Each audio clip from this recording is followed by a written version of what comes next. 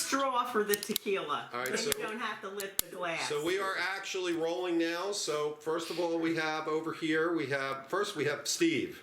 Hello. Steve Taylor. And Skuzzy Frog, Shaky Jake. And we have over here, who do we have here? Dennis. Dennis Lovelace. Dennis Lovelace. Dennis was our sound and tech and all around crew guy. From where and where are you now? Where are you physically now? Right now I'm up at the Ballpark Hotel in Gloucester, Massachusetts. Okay, all right. And then over here, John Lee. we have John Lee. John Lee Cooper. All right. And where are you, John Lee? Near Woodstock, New York. Okay. All right. And let's see. Here we go. We're locked in. Let's go.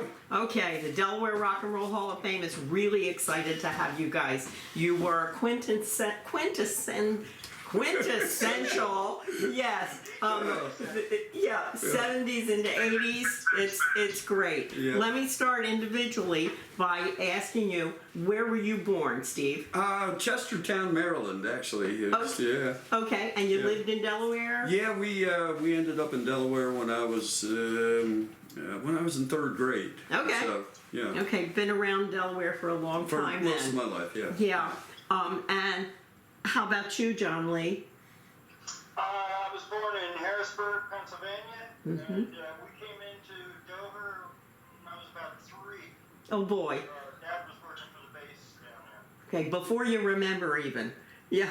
And Yeah, I just have vague memories of when we first moved in. gotcha. Okay. And Dennis, how about you? Born in Bethesda, Maryland, Bethesda Naval Hospital. Oh yeah. Oh yeah. And did you move to Delaware?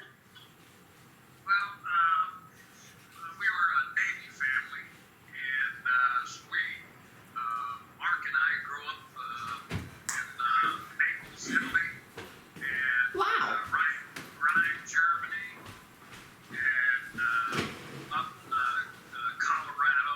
That's where I get my R's from. Okay. And then we moved during it's right around the 10 offensive, around that time, we moved over to Dover Air Force Base. Okay. Super. And that's where you guys hooked up with him. That's where John Lee would have hooked up with him. I was in Wilmington. Okay. And, I guess that's where Mark and Dennis hooked up with Bobby and Sacco and Chatty. Who were Okay, so which band came first? Skuzzy Frog. Okay, Skuzzy Frog was the Although I remember earlier stock of Skuzzy Frog. Yeah, well, what was that, Juke? No, earlier than that. When I first saw him, he was singing with Paul Davis Express. And What year? I got, what? About what year? somebody had, a friend told me that we had a coffee house there in the YMCA, and somebody told me that there was a blues band playing. And I didn't know Paul Davis Express, I didn't know the Dover band. So I went out, and I don't know who all was in the band other than Paul and John Davis. But there was this crazy black guy singing and blowing the worst harp you ever heard. That's the night I met him, and also Bobby and Chatty were in a band called Project Soul. They were on the bill that night too. Okay. And it turned out Sacco was trying to get another thing going that he got going in the church basement. It was very much like Grimslade. But it was before we were aware of Grimslade. What was Sacco's actual name? Everybody knows him as Sacco. Lawrence Wright. Right. Lawrence Wright. Okay. All right. He always told me he got the name Sacco from Jerry Blabbett. Yeah. That may not be true. The Sock big- Monic Stock. The big boss sock with the big hot rocks. Yeah. Yep. Yeah. And I think there's truth to that because he and Blabbett were very close. Yeah. There you go. Spent time with both of them together. Yeah, I think he told me at one time he danced on the show or something. It's I think he spun records. okay. Yeah. Okay, super. Super. Okay, so when did Skuzzy Frog begin and when did they complete? My best recollection, I wasn't part of the original band, but I was part of all the stories about it when I was in the band. And my best recollection would be that Skuzzy Frog kind of evolved out of the Juke Freedom Liberation Band in late 1969. Okay. So, After Skip Troublesome left. right, with Skip and I know that by 1970 the full lineup of Skuzzy Frog with Sacco and Bobby Porter, Mark Lovelace, Dennis's brother on drums, Marty Ruddy on bass, Chatty Cooper on congas and percussion, Ray Moore on flute and sax, was full blown by early 1970. So, Wow. yeah. And basically that run came to an end in late December of 1971. So, Okay. yeah. Now, did that morph immediately into very short-lived? Sometimes that's how it was, but if you say Skuzzy Frog in, any of our peers, they say, I remember that band. You guys, I remember that show you did. And this is 20 and 25 years after the fact. I mean, I've had people tell me this stuff. Okay, Yeah. which show? What show was that they're remembering? The infamous Rockford Park with the joints being thrown out to the crowd. They would remember. And later on with Shaky Jake, the legendary Stone Barn Party. Was that Stone or Stone? Stone Barn. Probably the same. That's the one where we were finishing the set and the crowd had emptied out. But we heard all this noise down the hollow and there was this swimming pool. Yes. And we looked down there, must have been 150 naked people in the pool. Oh my goodness. And the poor guy that ran the place made the fatal mistake. He tried to get him out of there. He shut off the lights. The shout went, yeah! Came up. That's great. Never So- shut down the power. Yeah. Oh, that's great. There were people that were telling me, I remember that party you guys played when all those people were naked in the pool. It was hilarious. That's cool. Yeah. That's cool. Well, when did you guys morph into Shaky Jake, or did you or was it just remnants of Skuzzy? It was kind of strange. Right after the disbandment of Skuzzy Frog, Mark called me. I don't know, it's about 5 or 6 weeks later, and asked me if I wanted to come and play in a country band with him. Okay. I'm like, a country band, Mark? Come on! But then he said the magic words: he's gonna pay us. And so I said, okay, I'm in. It was called what the heck was that? Montana Black. That sounds familiar. Yeah. And Jerry Cook thing, or was that? yeah, the Cook thing, yeah. And Gene Cook, it's Gene Cook band. that wasn't Gene Cook. I think it was his brother. Yeah, Jerry. Yeah, Jerry? Jerry, yeah. And we went down there and played, and we couldn't help ourselves. Every time we'd get to a break in the song where the lead guitar would be playing, Mark and I'd look at each other and just bust out grinning and start getting down, we just start coming out. And Cook would turn around and say, you guys, every time you start playing it all heavy, you can't do that. So eventually what happened is later that spring, Bobby, Sacco, Mark, and Ray Moore, who was still around at the time, came up to my girlfriend and I had an apartment in Claymont right off of Governor Prince Boulevard. And they came up and Sacco was saying, listen, Blood, I got this idea for a new band. We're going to base it on all this old R&B stuff. And he wanted to do Jackie Wilson, Oh, yeah. Your love, all that stuff. And Don Covey, who was getting a lot of recognition for his songwriting. So we sat there in my bedroom and started, Bobby had his guitar, Mark had his drum pad, and I had my bass, and we started playing some of this music. And the plan was to break camp the next day and go down to Dover and start rehearsing for this band that was going to be called Shaky Jake.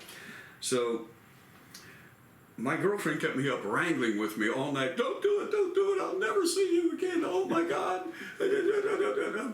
And finally, about the time the sun came up, I told her, look, I'm gonna do it. We can always move to Dover, it's not the end of the world.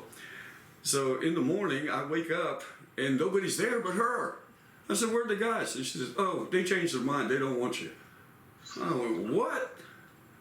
So a few months later, Shaky Jake is formed with other players, and I run into him, and Sacco saying, "Blood, she told us you didn't want to do it." So, so I was in Shaky Jake overnight. They had reformed with Wayne Poor on bass, of course Mark on drums and Bobby on guitar, and there was a guy named Charlie. I forget Charlie's last name. Charlie Simmons, I think. That was Charlie Gopal. No, not Gopal. He was in Frog. Charlie Simmons. Yeah. But he got sick, and they replaced him in early '72 with Tommy Alderson, right? Yeah. Right, yeah. Yeah. And then shortly after they recorded the demo, which you have over there, Wayne left the band. He went on to another thing because somebody said, "We'll pay you." Magic words. Magic words. And John and I were playing in a band called Underdog, and I was in Wilmington, and John and the drummer were in Dover, and Shaky Jake was in Wilmington, and I was hitching a ride back down to Dover with them to go to rehearse with John and our drummer. And Sacco said, "Listen, Blood, we need a bass player, and you know the music. We need somebody who's ready to go now because we got all these." I said, "I don't know the music. I haven't played it." "Yeah, but you've been around it all this time. You know it." So I said, "What about my band?" He said, "Well, look, you come and do this project for us, get us signed, do these showcases, and you guys will be next." So I said, "Okay, that'll work." Yes. And all of a sudden, I'm back in Shaky Jake, and me and John and Coach East, we're going to be next. So, Talk. what's that, Dennis? Say something, Dennis. Dennis, talk to us. Say something. Audio dropped. Oh, you've lost your audio? Never mind then. So that's There we go. All right. okay. But you have to understand that all three of us, Dennis was our crew. He was there from the beginning. He was our sound guy. He later went on to do sound with Aerosmith, and very good.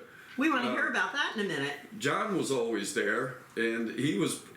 It's funny. I keep saying that John is part of the band, even though he's never on stage. He's part. He was in the band with us. There's no other way to really. So I was in and out. I was always doing my own thing, but Yeah. that's where my heart was. So Yeah. Is Bobby Porter still around? No, Bobby unfortunately passed away in April of 2014. What happened to him? Heart failure. Yeah. He was living in Denmark. Dennis, how long was he over there? You seem to be in touch with his. He was there. It must have been at least 10 years, 12 years. Is Yeah. there any family we can get in touch with these other guys? Porter and Sacco's family? Do they have anybody? Not that I know of. Sacco has a daughter around, but I have never met yeah, her. his daughter's around. Remember a name? What's her name? Yeah. I don't know. I'm trying to remember her mother's name. You probably know her. I mean, I remember. her Is Cindy? around Wilmington. Cynthia Longnecker, is it? Longnecker or Longdecker or something like that. And the daughter is Zoe. Yeah. Okay. Zoe Longnecker. All right. It's hard to find these people. Yeah, and I think I remember Bobby She's Porter. got that look in her eye like his, and you just know it's trouble. Well, I remember Mrs. Porter. She put up with a lot from all of us, Yeah, but God bless her. You know.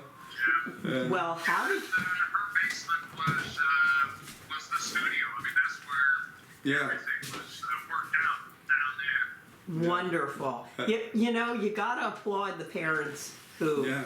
who were tolerant. That's a wonderful thing. Yay to Mrs. Porter then. Wow. Well, before we lose, We dumped her Yep. Mama what? Mama P. Mama Pig. Yeah, yeah. No. Yeah, And- you know, it should be noted, it should be noted with them that I would have loved to have known them in their youth. His dad was a Tuskegee Airman. And his mom hung out with guys like Coltrane and Davos. Mm. Wow. So, I mean, yeah, they must have been incredible when they were Yeah, kids, you know? and his dad did achieve the rank of colonel, I believe. This is Sacco's dad? Yeah, No, he Bobby's. was Bobby. Bobby Porter. in the 60s out of Dover Air Base. Yeah, Is he still alive, Are we Mr. talking Porter? about No. Bobby's dad? yeah, yeah. That was Bobby's dad. Yeah, The yeah. brother was a He was Marine pilot, one of but, the he passed away. original pilots of the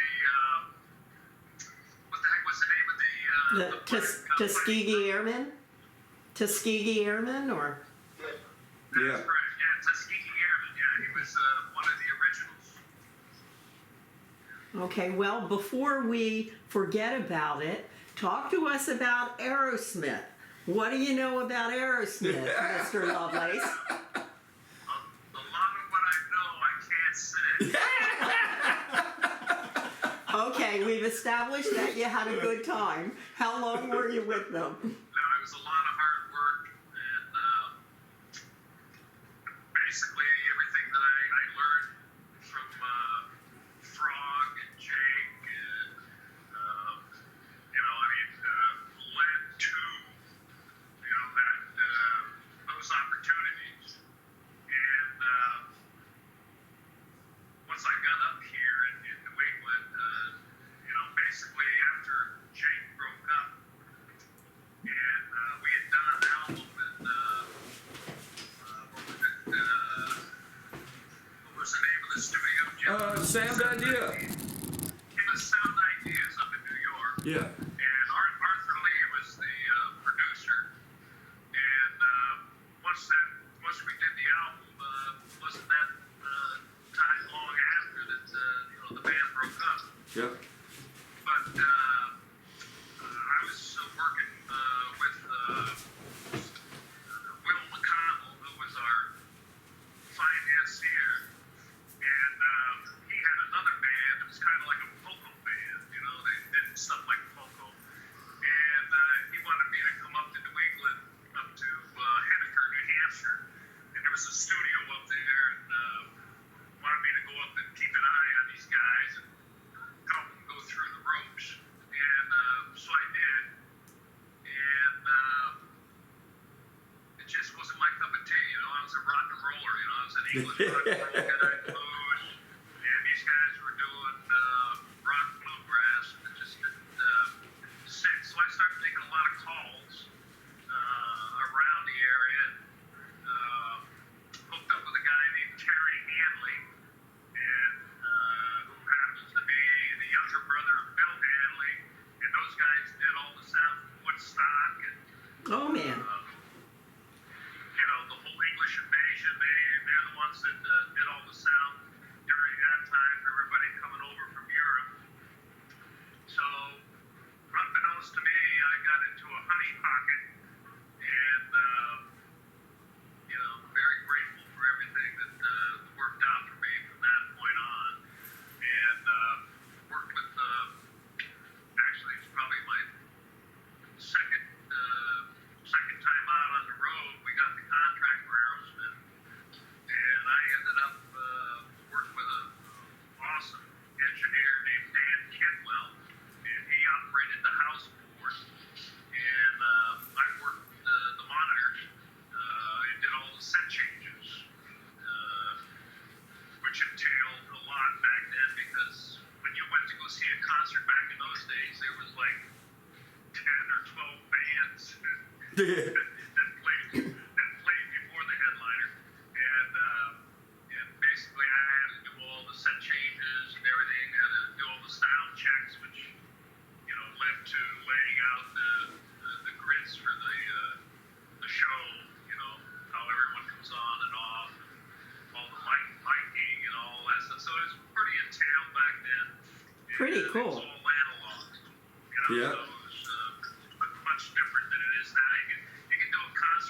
sound guy on a iPad, you know. Yes, technology again. Yeah, back then it wasn't. You know, you had a lot of outboard gear and a huge, heavy, you know, 32 by 16 board. You know, it was quite impressive back then. You know. Yeah, Got it. The board would be about the size of this table. It was, Yeah. it was a good opportunity, had a lot of fun, and, you know, cherish all those moments. That's wonderful. That is wonderful. Yeah. John Lee, Yes. can you tell us the derivation of the name Skuzzy Frog? You know, I don't know. I honestly don't know where that one came from. Okay. You know what? No idea. I think that I heard the story back when I was in the band that Sacco and everybody was over at Marty Ruddy's apartment, Uh-oh. and Ruddy was eating a bowl full of I guess brown rice and seaweed or some stuff. And Sacco said, "Look at him! Look at him! Look, what is that Skuzzy stuff? He looked like a big old Skuzzy frog sitting there eating it." And you know how Sacco pronouncements were with all of us around. Bah! You're a Skuzzy frog, you know. But that's how I heard it. I can't swear as to how true that is, but So the He genesis. would say things that We would talk just about the stick. genesis of the band, how it started. Yeah. Well, it sounds There's just some like it later happened. times in there. yeah. Yeah. Yeah. Now, where did you guys play? Oh man, back in those days, it was like George and I were talking. We were and John. Basically, we had the side door, the Brown House, Grimslade. We do concerts with other bands, like Dennis said. Sure. You know, 10, 12 other bands, but really 3 or 4 at Snake the. grinder. Yep. At New Century Club, which is now Delaware Children's Theater up off of Delaware Pennsylvania Avenue. Yep. The Dover Armory, you know, Sacco would produce shows at the Armory quite often. But Yeah, he really graduated up with those. what's that? He graduated up with those. When I first met him and he was trying to get those things going in Dover, one of the things he was doing was that coffee house at the YMCA. Mm-hmm. We got all of us to join the YMCA and then join the coffee house committee. And so we had control of the committee. And had control of who got booked. That's Sacco. Yeah. Now, are you talking about the YMCA in Newark No, or Dover? In No, Dover. it was in Dover. Okay, go ahead. So he had 4 different venues. He was completely in charge of who got booked. He was doing them for Holy Cross High School, and he was doing those Armory concerts that Don Jesse was promoting. So he told him to make sure everybody got booked. Yeah. Talking about the honey spot, Sacco made sure he was there. Listen, Yeah. listen. Some nights when we weren't playing, I always called it the Sacco publicity tour. And what we would do was load everybody in the band in the car.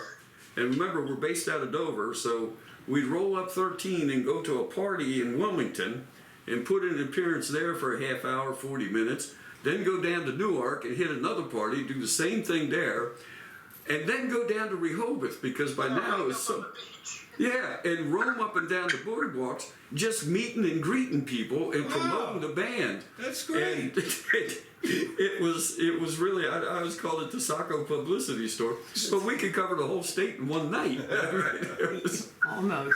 Well, at Snake Grinder, I was the publicity tour. I couldn't get those guys to do anything. well, So you were didn't doing have a that. Sacco. That was. That's right. You were, He stops at that Snake Grinder house, running up and down. Oh yeah. yeah. That was the regular stop. Dennis, you started to say something? No, and I said that all along that we had all that free food. Oh yeah. All that free food. It was- Smart band. That was a big part of the tour. What was that? So how did you guys learn to play? Well, What was that? I said, how do you He's learn? the sound man, so. Right. How did you learn to play, John Lee and Steve? Well, for me, my mom bought this old, I don't know, it was a Harmony or something like that guitar when I was maybe 8 years old. And of course, I had no interest in it. And she held on to it for years. And one summer, I guess I was about 14, she comes and pulls out this guitar in a little weathered brown book of chords, and wonder of wonders, a guitar pick. And she said, here, you either learn how to play this or I'm going to throw it away. So I sat down with that guitar, and it took me a week, but I finally learned a C chord. I could strum it.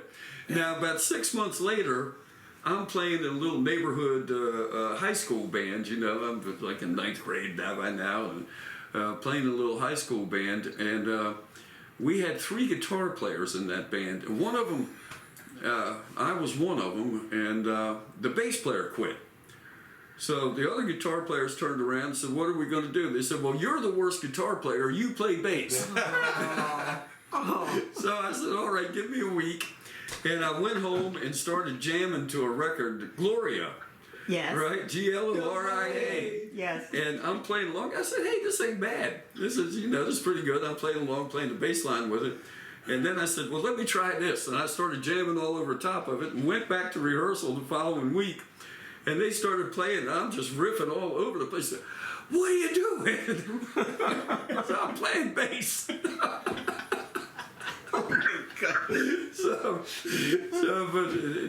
it was hilarious. So that's how I started got playing. rolling. Yeah. How about you, John Lee? Kind of the same way, actually. I just wanted to play music. I wasn't really interested in theory or anything like that. I thought those Beatles songbooks, they had the little chord charts. Yes.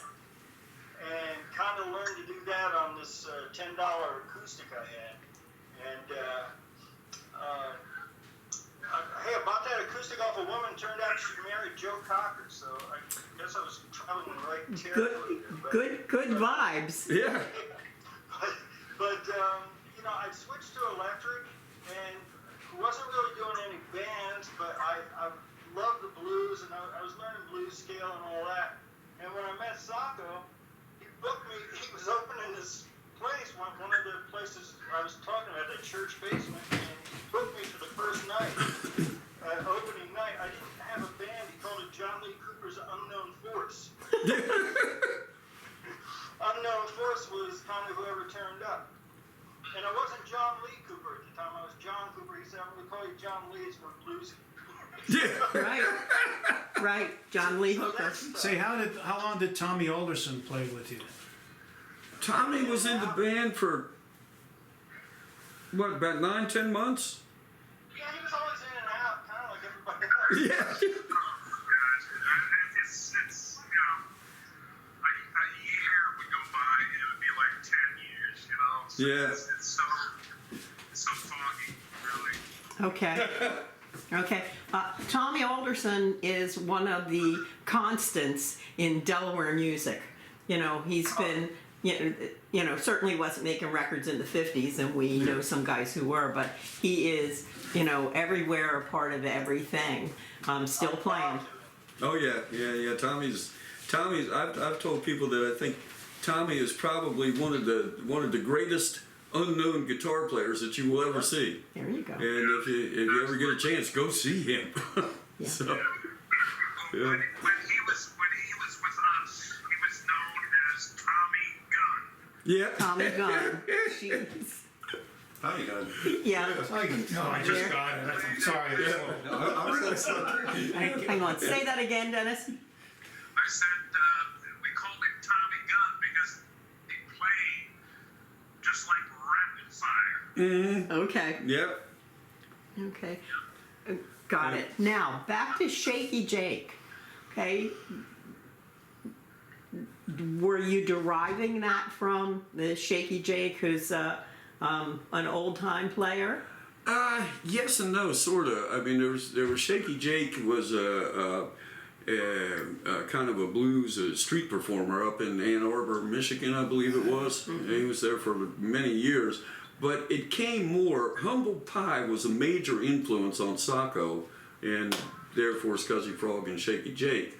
And they had a song called The Sad Bag of Shaky Jake. So I'm kind of thinking that it probably came more from Humble Pie's Sad Bag of Shaky Jake than anything else, because like I said, that was a major influence. I remember one day with Skuzzy Frog, we went up to the Spectrum. It was Jay Giles, King Crimson, Humble Pie were going to be playing. And we went up early in the afternoon and went back to the loading dock area and got there just as Humble Pie was coming out from doing their sound check. And Sacco hollered out, "Steve Marriott!"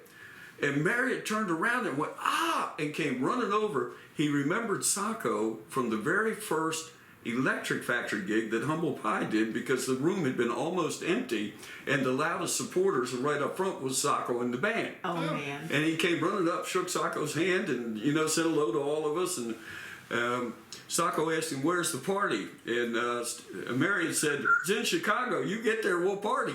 And, so, and we're all turning to Bobby saying, "Let's go to Chicago. And drive the car to Chicago overnight." Sure. So.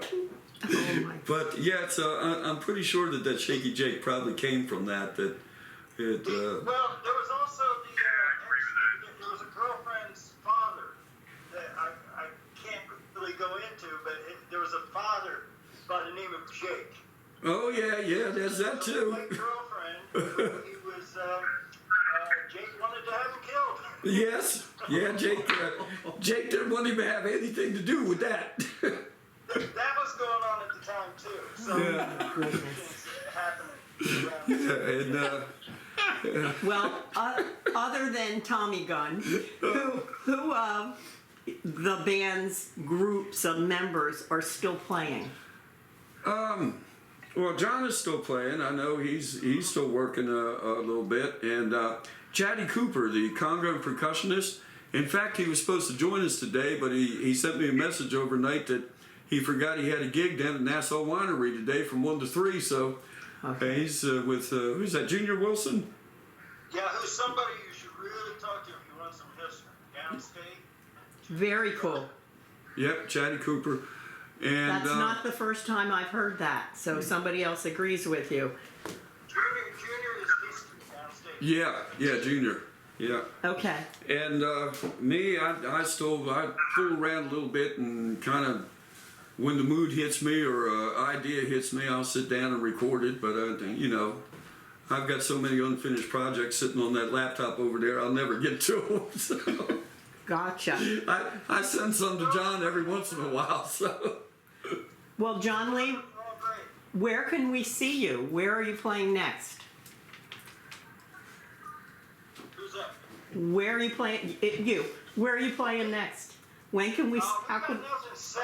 There's a CD in the works. Genya's actually mixing as we speak.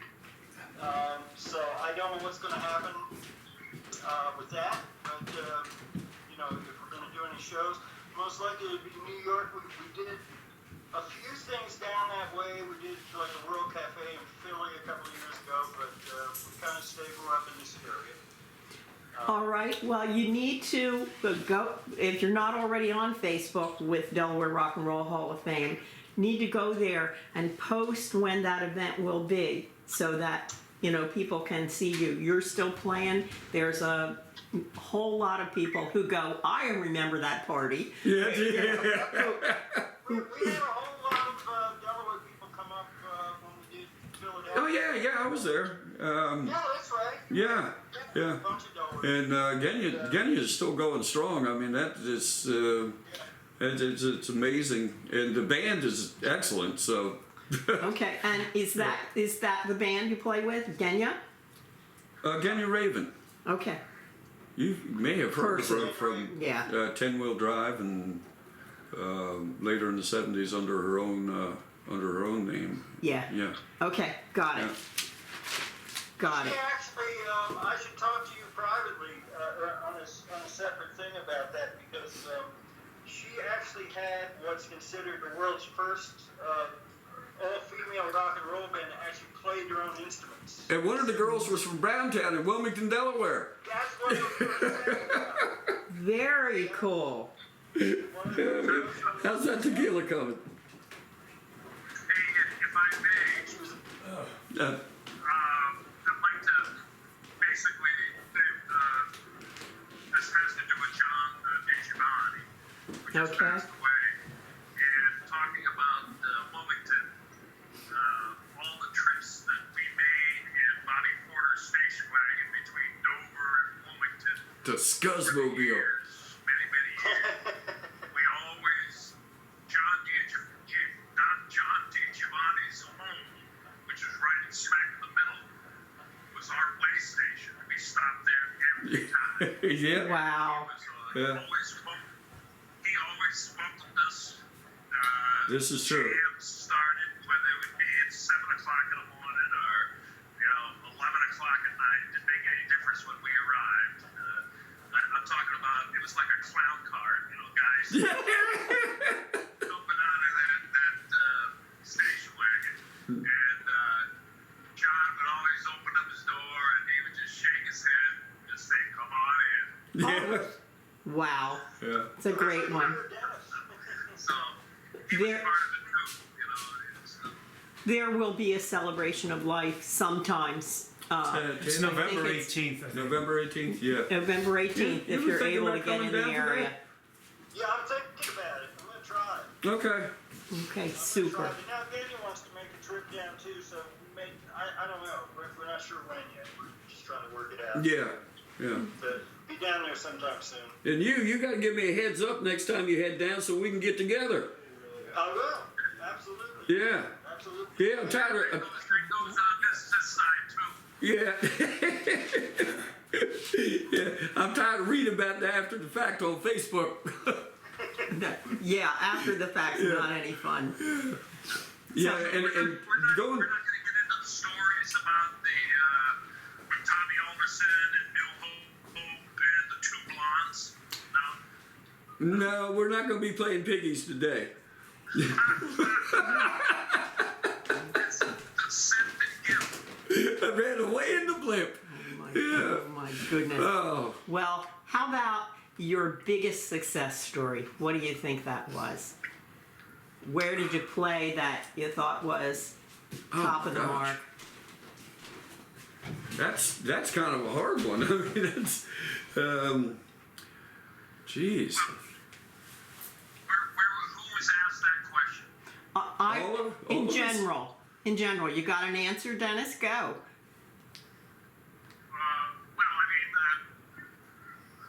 for me, I think it's a subjective thing. I think that both Jake, Skuzzy Frog, Jake, and everything that transpired in there socially, emotionally, intellectually, set us up individually to move forward in life. I mean, I know, when I reached the stage of hooking up with the Hanleys, I was raring to go, even though I found out very quickly I didn't know everything like I thought I did. Technically, but as far as intellectually, I was ready to go, and I didn't care who I was working with, as far as talent. I had no fear, I was there to do a job, and just like I did with my brother, and Sacco, and Bobby, and, John, and Steve, and, they were no better, nor no less than the top talent that I worked with. How about you, John Lee? What was the question? The question, I know you can't always hear. No, I can't hear Dennis at all. It's a shame. I'd love to hear what he's saying. Okay, well, we'll have this available on Delaware Rock and Roll Hall of Fame, so look for it. Give us a few days to get the technical things going, but Michael Schwartz, who's our videographer, he will get it up there for you. I was asking, what do you think was the high mark of your experience? What do you think was the top of the heap? Experience with soccer, are we talking about? Or, Yes. Or lifelong? No, with Sacco and lifelong, if you want to answer it that way also.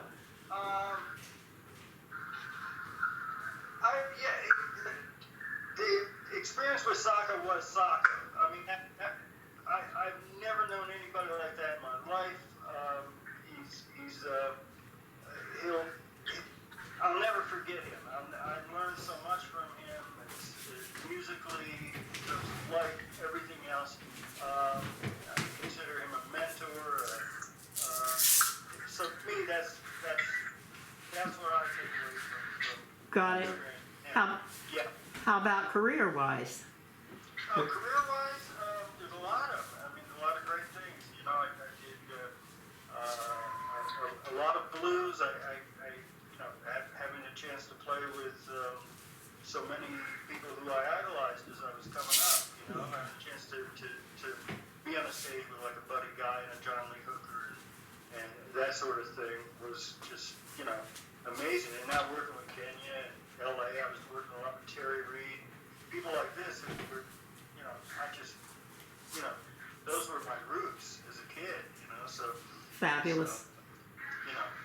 So that, yeah, is the biggest, doing the sold out shows at the Iridium in New York City, that kind of thing. That's great. It's great. Eh, Steve? Yeah, I think for me, there were so many memorable moments with Skuzzy Frog and with Shaky Jake. Like I say, the pool parties and the Rockford Park things. But it was just a wonderful, wonderful experience. I always thought of myself as more or less an average musician.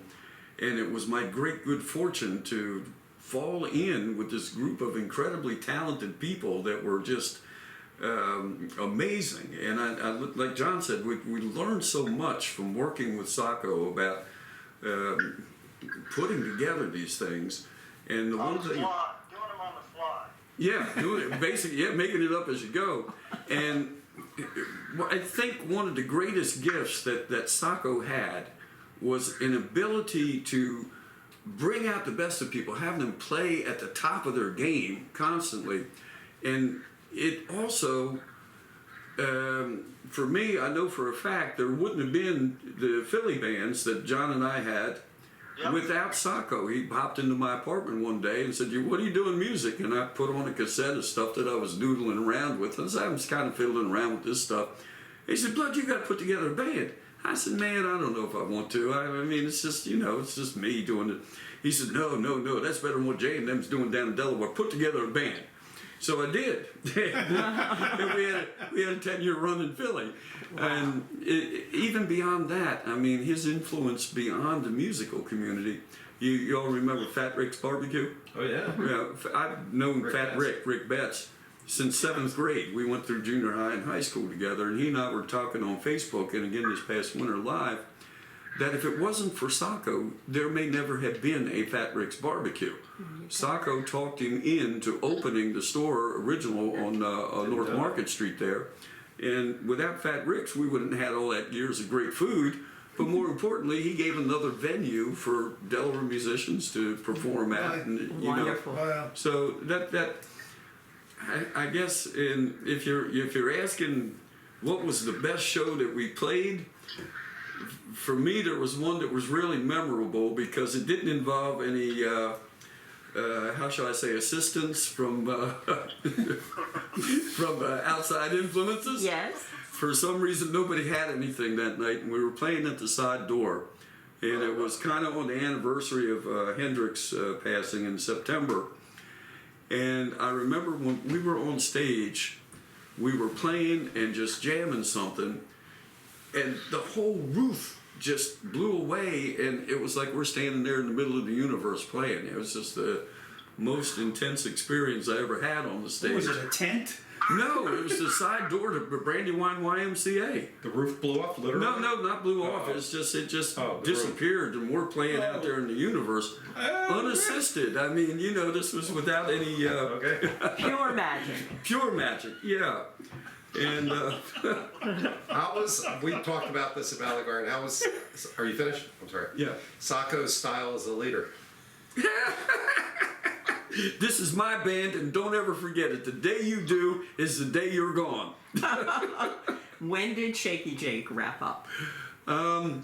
Summer, Shaky Jake was about a 2-year run. It went from early spring in 71 till midsummer, late summer of 73. And there was things going on behind the scenes that had to do with finances and whatnot that just kind of led to a falling out between Sacco and the backers. And Who were the backers? the only one I knew was Will, but I'm sure there was a handful of others that what was Will's last name? John Lee? McConnell. Yeah, Will McConnell. And it kind of led to basically they were trying to sell the album to Columbia. Clive Davis was the president of Columbia. His signature would have finalized the contract. And the FBI, the way I got it, the story, the FBI arrested Clive Davis the morning our contract was sitting on his desk. Oh, If they man. waited another couple of hours, we'd have been signed. Wouldn't have meant that we were on our way, because then you got to get promotional and all that kind of stuff backing from the company. Dennis, I'm looking at your ear. Let me see your smiling face again. There he is. But this, I gotcha. But this because that fell through. Now we're on the hook for all the money to record the album and for equipment and everything. And they're looking around for another buyer. And I think it was Paul, was it Rothschild from the Doors? Yeah, that was